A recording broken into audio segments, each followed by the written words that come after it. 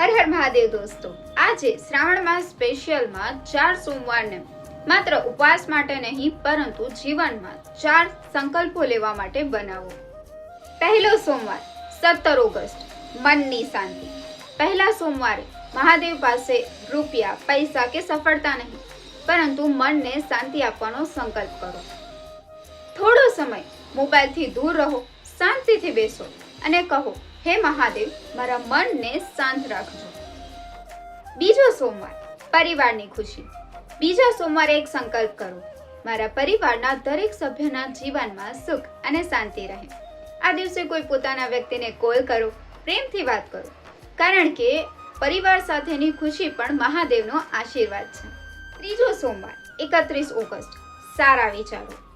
ત્રીજા સોમવારે એક સંકલ્પ કરો, નેગેટિવ થોટ્સને છોડીને સારા વિચારોને જીવનમાં સ્થાન આપીશ।